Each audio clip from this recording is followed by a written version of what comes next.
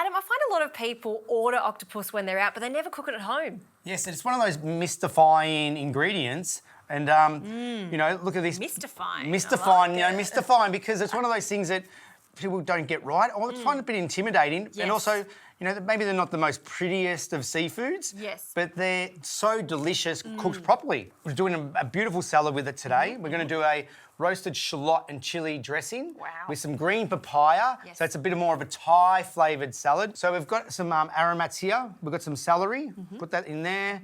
We've got some peppercorns. So we're essentially cooking it twice. Correct. Because we're going to grill it afterwards or barbecue it afterwards. Okay. So we just chop the onion up a bit just to get more flavour out of it. Sure.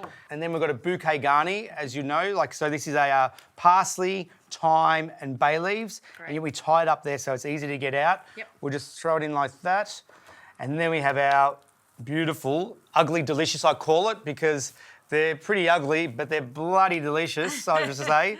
Ugly delicious. Ugly Love delicious. It. And how long do you poach the octopus for? Well, I like to cook it until it's tender, until like I get a tentacle and I can slowly start to tease it away. Yeah. That's the best way to do it. Fantastic. Smells good already. Yeah.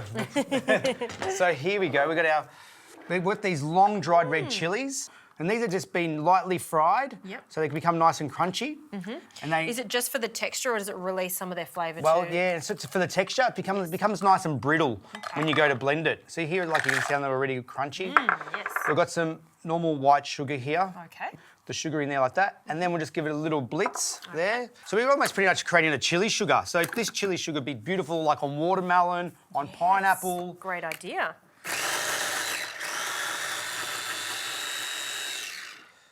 And traditionally they would do this in a clay mortar and pestle, and you kind of mash it around, but look at that. Oh, that smells so good. Oh, look, you can smell it, yeah. And what have we got here? So we have some shallots. Well, you know, in Melbourne we call them shallots. You know, in New South Wales they call them shallots. So, but what we did was we dry roasted them in a wok. So you see they like charriness on the skin. Right. So to kind of burnt them, no oil, just on a high heat for about 10 minutes, getting a nice char, and then we just add a bit of water to it, cover them, and look at that. And you get this beautiful, unctuous shallot there. Cooking the shallots this way is even great for salads. Oh, just yes. throw those into a salad. Do you know, I do this when I'm doing a steak. Oh, amazing. Yeah, and beautiful. serving these caramelised, sweet, sticky French shallots. They're already sweet, but they become really, really sweet Intensified, and soft. yeah, correct. And you don't have to do it in the wok. You can even just roast these like you do with garlic. It actually acts as the thickening agent for our dressing, but also gives it a beautiful, nice sweetness. So once again, the balance of flavour is very important in Asian cooking. We've got the sweetness from the shallots and the sugar. We've got the spiciness from the chilli, and then we're going to finish it with some sourness from the lime juice and saltiness from fish sauce. So now we'll just give it a little bit of a blitz, and that will come together. Amazing, beautiful. Okay. Now some lime juice. Lime juice. It's a lot of lime juice. It's a lot of lime juice, but I love lime juice. Fresh lime juice. There we go. That's enough at the start. Okay. Bit of fish sauce for our saltiness, all the balance. Yep, that should be enough. But some people like more fish sauce. If you like more fish sauce, add more fish sauce. Yeah. Some people don't like that pungency, but you know, this way it kind of masks in all those beautiful flavours there. And it's certainly a balancing act, isn't it? And this is why your food's so good, because you get that sweet, salty, savoury, all balanced nicely. Yeah, beautiful. Oh, look at that. That's enough. That looks amazing. You got the shallots there, still a bit chunky. The chili's all kind of broken up there. Let's have a little taste. Wow. That's so good. I've never tasted a dressing like that. I reckon maybe just a touch more fish sauce and a it. touch more lime juice. Just a little.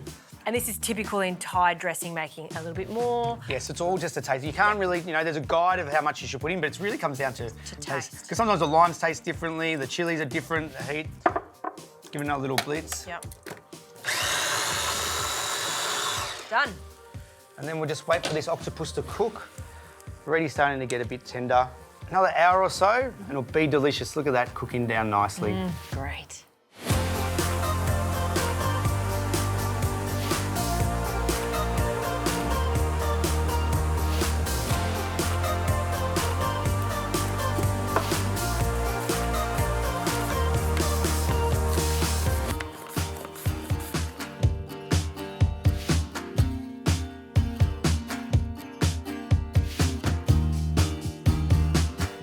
Our beautiful octopus has come out after about an hour or so, and you can see it's just tender. You can just want to see it just kind of just pulls apart there, and that's when it's ready.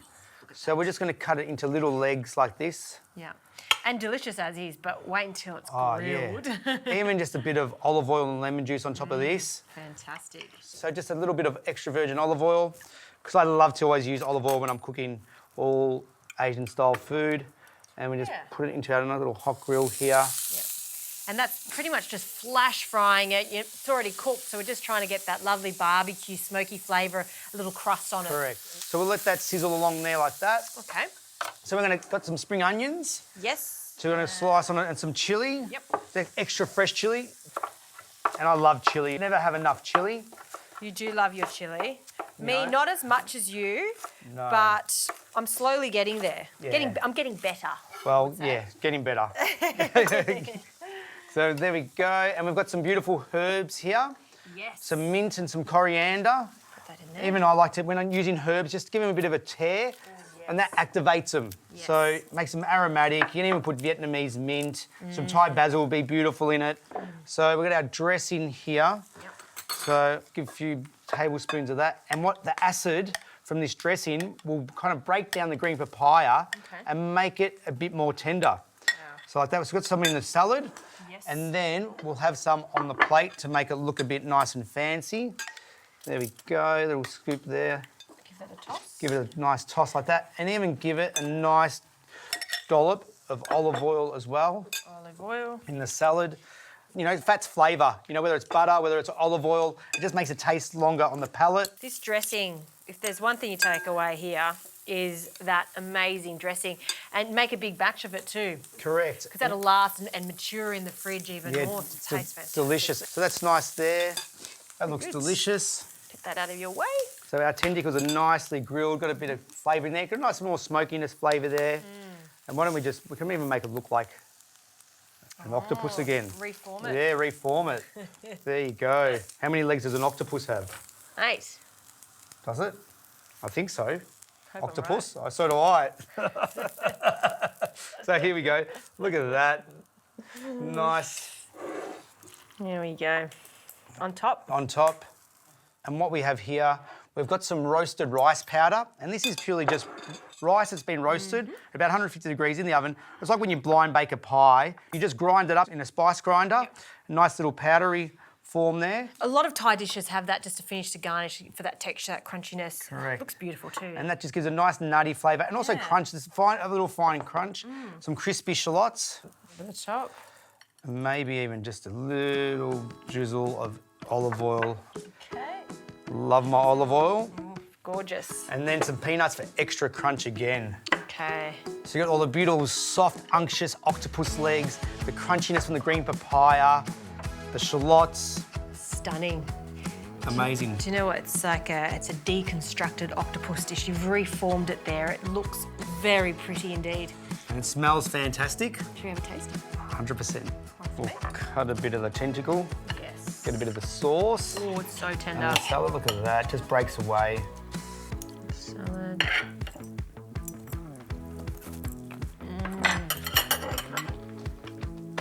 That sauce.